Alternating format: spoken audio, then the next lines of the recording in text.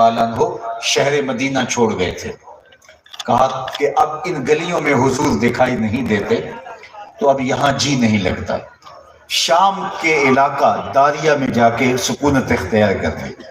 ایک دن رات کو حضور خواب میں ملے اور فرمایا ما ہاذہ الجفوۃ یا بلال، بلال یہ کیا بے وفائی ہوئی، ملنے بھی نہیں آتے. تو پھر دن رات سفر کاٹتے ہوئے شہر مدینہ پہنچے. حضرت عمر کو پتا چلا کہ بلال آ رہے ہیں تو وہ مسجد نبوی سے باہر نکل کے بلال حبشی کے استقبال کے لیے کھڑے. اللہ اکبر. اور جب بلال آئے تو آگے بڑھے اور ان کا کالے رنگ کا ہاتھ چوم کے آنکھوں سے لگایا اور کہا یا بلالو انتا سیدنا و مولانا. بلال لوگ تجھے غلام کہیں تو کہیں لیکن میرا تو آقا لگتا ہے، اس لیے تو حضور کا غلام.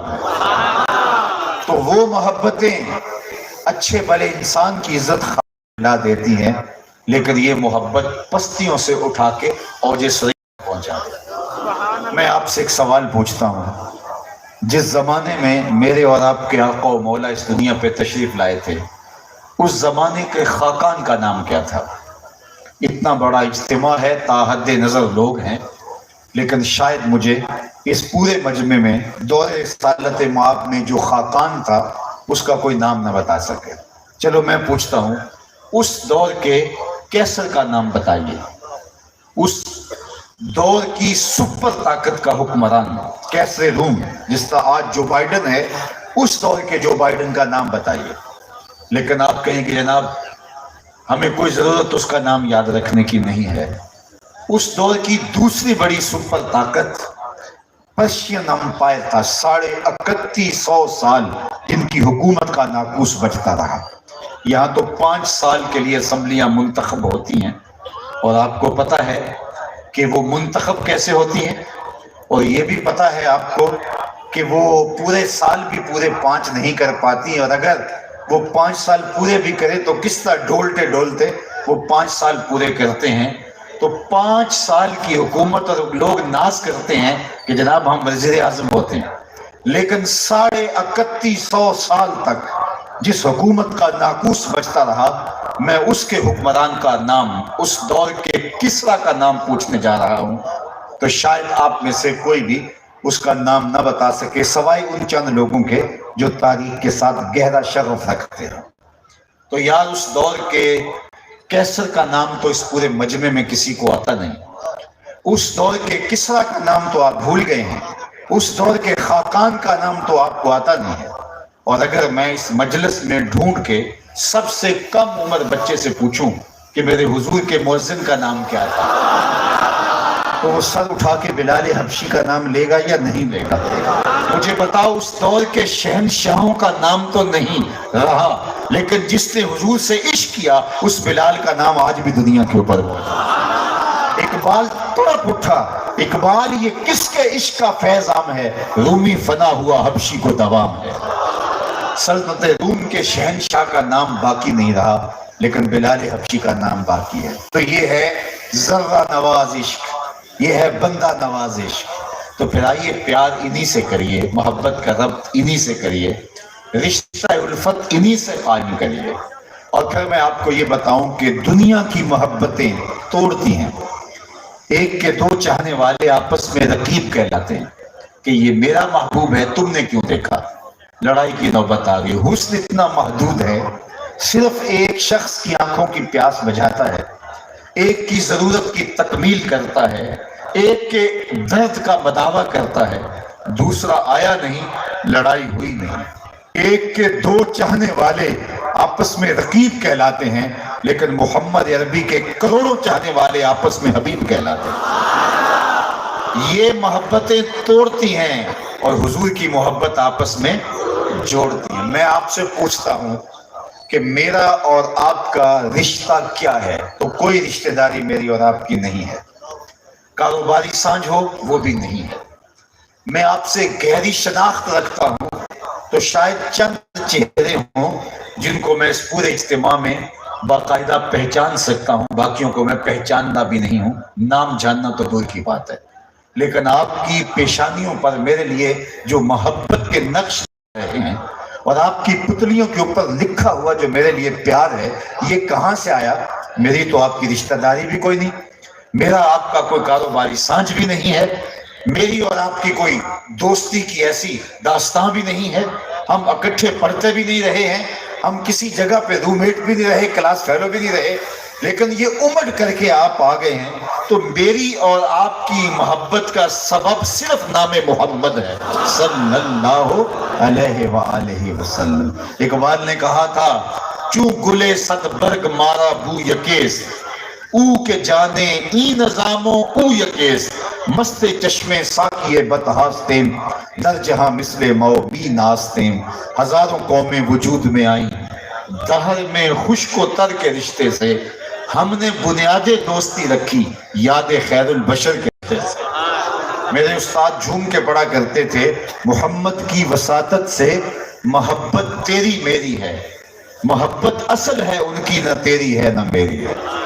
تو حضور کے نام سے انسانیت جڑتی ہے اور ہم ایک لڑی میں پروئے جاتے ہیں، شرق سے غرب تک، شمال سے جنوب تک، نیل کے ساحل سے کاشغر تک امت ایک لڑی میں پروئی جاتی ہے، تو وہ پرونے والی لڑی حضور کی محبت ہے۔ اس لیے یہ محبت جوڑتی ہے، دنیا کی محبتیں توڑتی ہیں اور انسانوں کو تقسیم کرتی ہے۔ تو آئیے میں اور آپ حضور کے ساتھ محبت کا ربط اور رشتہ قائم کریں، حضور کے ساتھ الفت کا ربط قائم کریں اور عقیدت کے ربط کو مضبوط سے مضبوط تر کرتے چلے جائیں۔ دوسری بات میں عرض کرنا چاہوں گا کہ آج کوئی کسی سے محبت کرتا ہے، کسی سے پیار کا ربط و رشتہ رکھتا ہے، تو اس کے محبوب میں 1000 خامیاں ہوتی ہیں، تو وہ اس خامیوں کو چھپانے کے لیے یا ان کی کوئی تعویل کرنے کے لیے کوئی بات کرتا ہے۔ لیکن جس ذات والا صفات سے میں اور آپ محبت کا دم بھرتے ہیں اور عشق کا ربط رکھتے ہیں، وہ اتنا حسین ہے کہ جہاں حسن بھی پانی بھرتا ہے اور عشق بھی غلامی، کہ ہمیں ناز ہے اس بات محبوب مجھے تیرے رب کے آپ کی توجہ ہو، کیا دل آویز جملہ ہے، فلا و رب کا، رب ہو کہ رب کی قسم، یہ بھی نہیں کہہ رہا فلا و رب کا، مجھے تیرا ہونے کی قسم۔ جب رب حضور کا رب ہونے پہ ناز کر رہا ہے تو ہم امتی ہونے پہ ناز کیوں نہ کریں؟ فخر کا دل میں دریچہ باز کرنا چاہیے، جن کا تو آقا ہے ان کو ناز کرنا چاہیے۔ اور یہ محفل میلاد یہ ناز کا ایک انداز ہے، یہ محبت کا ایک رنگ ہے، گویا ہمارے چہروں پہ خوشی ہے، ہمارے دل میں سرشاری ہے، اور ہم جھومتے پھر رہے ہیں صرف اس بات پر کہ ہم اس کے غلام ہیں جو خدا کا بھی محبوب ہے۔ انہوں نے آرزویں کی حضور کی امت میں ہونے کی، پیغمبروں نے تمنا کاٹا، ہم نے کوئی انتظار کی گھات نہیں لگائی، ہم سوئے تھے مقدر جاگو، شاہوں سے ملا ہے نہ توانگر سے ملا ہے، اللہ کا عرفان اسی در سے ملا ہے، اوروں کو ملا ہے تو مقدر سے ملا ہے، مجھ کو تو مقدر بھی تیرے در سے ملا ہے۔ پیغمبروں نے آرزویں کی، پیغمبروں کی ٹیمیں منتظر رہی، ہاتھ اٹھا کے دعائیں مانگتے رہے، ربنا وابعث فیہم رسولا، مالک آنکھیں بوڑھی ہو گئی ہیں انتظار کرتے کرتے، بتائے جا رہا ہوں بس وہ آنا ہے۔ تو ایک آپ کے نے کہا حضرت جس کے قصیدے آپ پڑھ رہے ہیں کیا وہ آپ سے مردے اٹھ کے باتیں کرتے تھے؟ ہوش نہیں ملتی، کوڑی کے جسم پہ ہاتھ پھیرتے شفا ملتی، مٹی کا پرندہ بناتے پھونک مارتے، تو جب وہ بھی قصیدے پڑھ رہے ہیں تو امتی کا یہ کہنا بند وہ آپ سے بھی افضل ہوگا؟ حیرت میں ڈوب کے بولتا ہے انجیل برناباس حضور کی شانیں پچھلی کتابوں سے لوگوں نے چن چن کے نکالی ہیں، لیکن آج بھی انجیل برناباس کے اندر یہ لفظ موجود ہے۔ حواری پوچھتے ہیں حضرت کیا وہ آپ سے بھی افضل ہوگا؟ اس کے اندر تو حضرت عیسیٰ فرمانے لگے افضل ہونے کی بات کرتے ہو، وہ تو اتنی عظمتوں کا حامل ہے، اگر اس نالین کے تسمے کھولنے کی سعادت ابن مریم کو مل جائے تو یہ بھی مقدر کی بات ہے۔ وہ اتنا بخت اور مقدر کا مالک ہے کہ اس کے نالین کے تسمے کھولنے کی سعادت بھی میرے لیے بخت کی بات ہے اگر مجھے یہ اعزاز مل جائے۔ زمانہ منتظر رہا، بحیرہ راہب کی کہانی آپ نے سنی ہو، وہ راستے میں کلی ڈال کے بیٹھا تھا، اس نے سنا تھا یہاں ایک دن نبی آخر کا گزر ہوگا، وہ روزانہ اپنے مکان کی چھت پہ چڑھتا اور حجاز کی سے آنے والے قافلے دیکھتا ہے، اللہ اکبر، کہ کسی سے وہ بھی تو گزریں گے اور میری آنکھوں کی پیاس بجھ جائے گی۔ نستورہ راہب کی کہانی سن لیجئے، وہ بھی شام میں کلی ڈال کے بیٹھا ہے، اس کے پاس ایک درخت تھا، اس نے کتابوں میں پڑھا تھا کہ اس درخت کے نیچے صرف پیغمبر ہی بیٹھ سکتا ہے، تو وہ منتظر تھا کبھی کوئی اس کی چھاؤں میں آ کے آسودہ ہو تو میں اس کی زیارت کروں۔ حضرت سلمان فارسی کی کہانی سن لیجئے، حضرت سلمان فارسی صحابہ میں سب سے طویل العمر ہیں، 350 سال کی روایت بھی موجود کی، کم از کم آپ کی عمر کی روایت ہے۔ ایک مجوسی کے بیٹے ہیں، کہتے ہیں میں اپنے باغوں میں آیا کرتا تھا، راستے میں ایک راہب کا کٹیا تھا اور میں اس کے پاس اٹھنے بیٹھنے لگا، میرے والد کو پتا چلا تو اس نے منع کیا کہ ہم تو مجوسی ہیں، آتش پرست ہیں، اور تم اس شخص کے پاس کیوں بیٹھتے ہو؟ تو چونکہ مجھے اس کی باتوں سے خوشبو آتی تھی اور میں اس راہب عیسائی پادری کے پاس بیٹھتا تھا، میرے باپ نے روکا تو میں تو باپ نے گھر سے نکال دیا، میں حق کی تلاش میں نکلا، ایک بار ملا، میں اس کی صحبت میں رہنے لگا، وہ واقع خدا رسیدہ تھا، حضرت عیسیٰ کے دین کا پیروکار تھا، میں نے اس کی ایک مدت تک خدمت کی۔ ایک دن اس نے مجھے تنہائی میں بلایا، کہا کہ میرا وقت آخر آ گیا، وہ 3 دن کے بعد انتقال کر گیا، تدفین کے بعد میں غموریا چلا گیا، اور جس نشانی کا پادری اس نے بتایا تھا وہ مجھے مل گیا، میں اس کی صحبت میں رہنے لگا اور خدمت دل و جان سے کرنے لگا، ایک مدت میں نے اس کی خدمت کی۔ ایک دن اس نے مجھے تنہائی میں بلایا، کہا کہ لیکن تو حق کا متلاشی ہے، میری تدفین کے بعد تو یثرب چلے جانا، نبی آخر زمان کا ظہور ہوگا اور وہ وہاں ہجرت کر کے آئے اور تو ان کی صحبت میں زندگی کا سراغ پالے گا۔ کہتے ہیں میں نے کہا کہ میں در بدری کی خاک چھانی ہے، کوئی شخص مدعی نبوت ہو اور میں دھوکہ کھا جاؤں، مجھے کوئی پکی نشانیاں بتاؤ تاکہ میں دھوکہ نہ کھاؤں۔ اس نے کہا 3 نشانیاں ہوں، ایک صدقہ قبول نہیں کرے گا، دوسری نشانی ہدیہ رد نہیں کرے گا، تیسری نشانی 2 کندھوں کے درمیان مہر نبوت ہوگی۔ کہتے ہیں کہ میں یہ نشانیاں یاد کر لی اور وہ 2-4 دن کے بعد انتقال کر گیا، اس کی تدفین کی اور پھر میں نے رخت سفر باندھا اور یثرب کی جانب جاتا ہوا ایک قافلہ مجھے غموریا سے ملا، تو میں نے کہا مجھے بھی ساتھ لیتے جاؤ، میرا قصد بھی وہاں کا ہے۔ انہوں نے کہا آ جاؤ، لیکن انہوں نے میرے ساتھ زیادتی کی کہ مجھے اپنا غلام بنا لیا، لیکن مہربانی یہ کی کہ جا کے بیچا یثرب میں، یہ مدینہ المنورہ کا پرانا نام، جا کے مجھے یثرب میں مدینہ المنورہ میں جا کے یہودی کے ہاتھ بیچ کے اپنے باپ کی گوڈی اور کام کاج میں لگا دیا۔ میں ایک امیر باپ کا بیٹا تھا لیکن کی تلاش میں نکلا تھا، میں نے کہا کوئی بات نہیں، اور میں جا کے اس کی نوکری کرنے لگا اور اس دن کے انتظار میں تھا کہ نبی آخر زمان تشریف لائے۔ ایک وقت بیت گیا غلامیاں کرتے ہوئے، کہتے ایک دن میں اپنے باغ میں کھجوریں توڑ رہا تھا کہ ہواؤں میں خوشبو نہیں پھیل جاتی، چاروں طرف سے طلع البدر علینا کی صدائیں گونجنے لگی، میں سمجھ گیا ہواؤں کی خوشبو بھی بتا رہی تھی کہ کوئی آنے والا آ گیا، میں نے چھلانگ لگائی اور دوڑ پڑا، میرا مالک سمجھا شاید غلام بھاگ رہا ہے، اس نے دوڑ کے مجھے پکڑ لیا، میں نے کہا کہ میں بھاگ نہیں رہا، میں نوکر تمہارا ہی ہوں، میں غلام تمہارا ہی ہوں، لیکن دل غلام کسی اور کا ہے۔ میں نے کچھ کھجوریں صدقے کی نیت سے لی اور میں حضور کی خدمت میں جا پہنچا اور میں نے جا کے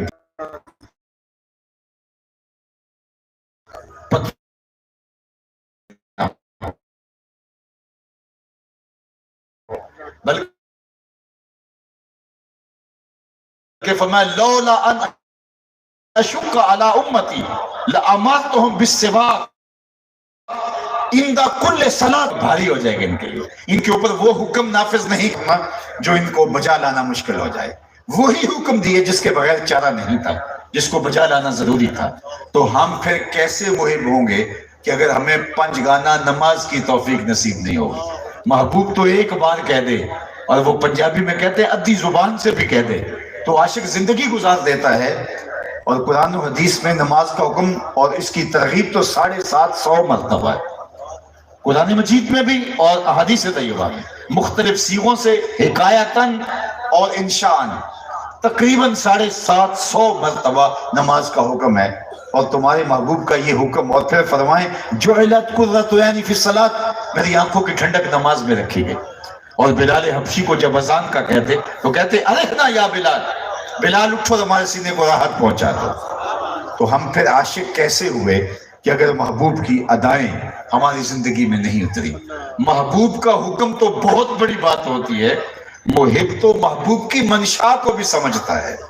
مدینے کی ایک گلی سے حضور کا گزر ہوا تو ایک ایسا گھر بن رہا تھا جو طرز تعبیر حضور کو کسی وجہ سے پسند نہیں تھی۔ تو آقا کریم نے گزرتے ہوئے پوچھا یہ کس کا گھر ہے؟ تو کہا فلاں انصاری صحابی کا۔ حضور علیہ السلام نے کچھ نہیں کہا، گزر گئے۔ کوئی اس صحابی کو ملا، کہا حضور علیہ السلام گزرے تھے، تیرے گھر کو دیکھا تھا، چہرے پہ پسندیدگی کے آثار نمودار نہیں ہوئے، شاید حضور کو پسند نہیں آیا۔ اس نے کہا اچھا ہاں بالکل ایسا ہی ہوا۔ اس نے کدال پکڑا اور مکان زمیں بوس کر دیا۔ 2-4 دن کے بعد آقا کریم کا دوبارہ گزر ہوا تو وہاں ملبے کا ڈھیر پڑا ہوا تھا۔ کہا اس صحابی کو بلاؤ، بلایا، کہا میں گزرا تھا تیرا مکان دیکھا تھا، آج ملبے کا ڈھیر دیکھ رہا ہوں، کیا ہوا؟ کہا حضور میں نے خود گرایا ہے۔ فرمایا کیوں؟ عرض کی سنا تھا آپ کو پسند نہیں، سنا تھا آپ کو پسند نہیں، میں سر سے لے کر پاؤں تک دیکھوں میرا کیا کیا حضور کو پسند نہیں، میں عقیقے سے لے کر ولیمے تک دیکھوں میرا کیا کیا حضور کو پسند نہیں، میں گھریلو زندگی سے لے کر کے کاروبار تک دیکھوں میرا کیا کیا حضور کو پسند نہیں، میں نجی سے زندگی سے لے کے امور سیاست تک دیکھوں میرا کیا کیا حضور کو پسند نہیں۔ محمد دی زیارت محمد دے رنگ وچ، چوں بنا میں مصطفیٰ خانم درود، از خجالت آپ می گردد وجود، عشق می گویت کے محکوم غیر، سینہ تو از بتا مانند دیر، تا نداری از محمد رنگ و بو، از زبان خود میالہ نام ہو۔ کہا کہ اگر ان کے طریقہ حیات کو اختیار نہیں کرتا تو اپنی زبان سے ان کا نام میلا نہ کرنا، ان کا اگر ہوا ہے تو پھر ان کا ہو کے دکھا۔ میرے استاد فرمایا کرتے تھے یہ نہ ہو کہ لوگ تمہیں پوچھے تم کون ہوتے ہو اور تمہیں بتانا پڑے صاحب مسلمان ہوتے ہیں، یہ دیکھو مذہب کے خانے میں اسلام لکھا ہے۔ آپ فرمایا کرتے تھے صاحب نہ کسی کو پوچھنے کی نوبت آئے نہ تمہیں بتانے کی ضرورت، تمہاری وضاقتہ طرز زندگی ایسی ہونی چاہیے تم دور سے آ رہے ہو لوگ کہیں وہ دیکھو حضور کا غلام آ رہا ہے، نور آنکھوں میں تو چہروں پہ اجالے ہوں گے، مصطفیٰ والوں کے انداز نرالے۔ اللہ کے محبوب علیہ السلام تشریف فرما تھے، ایک صحابی آئے اور وہ ایک طویل سفر کے بعد مدت کے بعد مدینہ المنورہ میں آئے تھے، غالباً بحرین سے آئے۔ انہوں نے حضور علیہ السلام کو سلام عرض کیا، آقا کریم نے رخ پھیر لیا۔ وہ سمجھے کہ اتفاقاً ہو گیا، کبھی ایسا ہو جاتا ہے، تو جدھر حضور نے رخ پھیرا ادھر سے جا کے پھر دوبارہ سلام عرض کی۔ آقا علیہ السلام نے پھر رخ پھیر لیا تو وہ بہت پریشان ہوئے، سمجھ گئے کہ حضور علیہ السلام ناراض ہیں، لیکن انہیں یہ نہیں پتا تھا کہ ناراضگی کی وجہ کیا ہے۔ وہ صحابہ کو پوچھتے پھر رہے ہیں کہ حضور علیہ السلام ناراض ہیں، لیکن یہ سمجھ نہیں کہ ناراض کیوں ہیں، تم بتا سکتے ہو کہ ناراضگی کی وجہ کیا ہو سکتی ہے؟ ہمارا بڑا بزرگ استاد پیر مرشد والد ناراض ہو جائے اور ہمیں پتہ نہ ہو کہ ناراضگی کی وجہ کیا، ہم خود ناراض ہو جاتے ہیں۔ لیکن وہ صحابی پوچھتے پھر رہے ہیں کہ حضور علیہ السلام مجھ سے ناراض ہیں، مجھے سمجھ نہیں، تم کچھ بتا سکتے ہو؟ انہوں نے غور کیا، کہا ہاں یہ جو تم نے سونے کی انگوٹھی پہن رکھی ہے ناراضگی کی وجہ یہ ہو سکتی ہے، کیونکہ آقا کریم اس کو منع کر فرما چکے، سونا چاندی ریشم مردوں کے لیے حرام، اس کو آتش دوزخ کا انگارہ قرار دیا حضور۔ تو کہا حضور کی ناراضگی کا سبب شاید یہ ہو، چونکہ تم یہاں تھے نہیں اور تمہیں پتہ نہیں، بعد میں ممانعت آئی ہے اور ناراضگی کا سبب یہ ہو سکتا ہے۔ وہ آگے بڑھے، وہ سونے کی انگوٹھی اتار کے حضور کو پیش کرتے ہوئے کہا حضور اس وجہ سے ناراض ہیں، یہ رہی۔ آقا کریم نے پکڑا اور یوں پھینک دے، ناراضگی کی وجہ یہی تھی۔ ناراضگی ختم ہو گئی، مجلس چلتی رہی۔ جب مجلس اختتام کو پہنچی، لوگ گھروں کو پلٹنے لگے اور یہ بھی واپس جانے لگے، تو کسی نے توجہ دلائی کہ وہ انگوٹھی تو اٹھا لو، تمہاری بیوی تو پہن سکتی ہے، تم اگر شرعاً نہیں پہن سکتے لیکن بیوی تو پہن سکتی ہے اور تمہاری ملکیت ہے، اٹھا لو۔ تو صحابی نے کیا جواب دیا وہ سنیے، اور میری گفتگو اختتام کو پہنچ گئی، اور اس کو ان کانوں سے نہیں دل کے کانوں سے سنیے۔ جب صحابہ نے کہا وہ انگوٹھی اٹھا لو تو اس نے کیا کہا، واللہ لا آخذہ وقد طرحہ رسول اللہ صلی اللہ علیہ وآلہ وسلم، اس نے کہا اللہ کی قسم میں اس انگوٹھی کو کبھی نہیں اٹھاؤں گا جس کو میرے حضور نے پھینک دیا ہے. پڑی رہے, میں کبھی نہیں اٹھاؤں گا. یہ سونا ہے, ہیرا ہے, موتی ہے, جوہر ہے, پکھراج ہے, لال ہے, کچھ بھی ہے, پڑا رہے, نہیں اٹھاؤں گا جس کو میرے حضور نے پھینک دیا. میں اور آپ محبت رسول کانفرنس کے اندر یہاں بیٹھے بیٹھے سوچیں, ہم کوئی ایسی عادت تو نہیں اٹھا رکھی جو حضور نے پھینک دی ہو.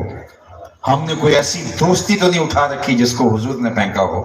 ہم نے کوئی ایسا کاروبار تو نہیں اٹھا رکھا جس کو حضور نے پھینکا ہو. ہم نے کوئی ایسا رویہ تو نہیں اٹھا رکھا جس کو حضور نے پھینکا ہو. ہم نے کوئی ایسا انداز زیست تو نہیں اختیار کر رکھا جس کو حضور نے دور کر دیا ہو, ہٹا دیا ہو. یہ مجھے اور آپ کو سوچنا ہے. یہ محض رسمی اجتماع کے طور پہ ہم جمع ہونے کی عادت چھوڑیں.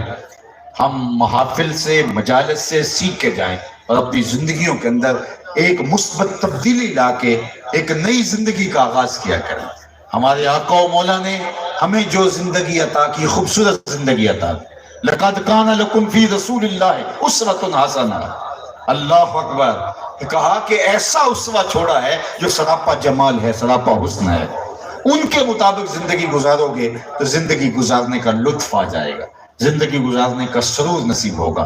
تو اپنی زندگی ان کے بتائے ہوئے طریقے کے مطابق گزاریں.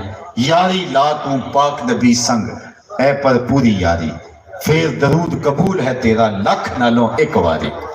تو اپنی زندگی کو ان کے بتائے ہوئے اصول کی مطابقت کے اندر میں اور آپ بسر کرنے کا عہد کر کے یہاں سے اٹھیں.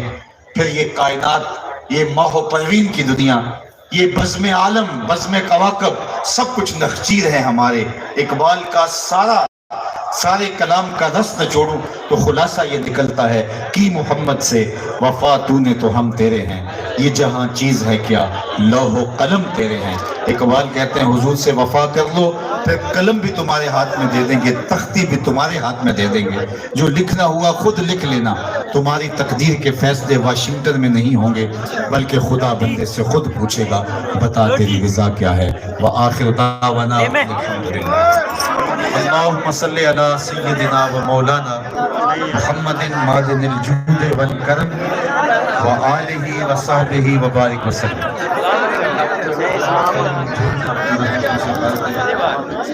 ہمارے نصیب یہ تو تیرے دین کے لیے اور زندگی کی آخری ہچکی تک تیرے رسول کے وفادار, ہر علت سے, ہر قلت سے, ہر بدت سے رہائی دے دے. اپنے پاک نبی کے در کی بدائی, نفس و شیطان کے مکر و فریب سے, دبی و تلبیسات سے اللہ ہماری حفاظت فرما. سترائیوں کے دور سے اللہ حضور کی محبت کا نور عطا کر, ہمارے اندر سترائیاں ڈال دے, پاکیزگیاں ڈال دے, عفتیں ڈال دے. اللہ میرے وطن کی خیر فرما, اللہ میرے ملک و امن کا گہوارہ بنا, ایک سال پاکیزہ اہل دیانتدار و جرأت مند حکمران عطا کر.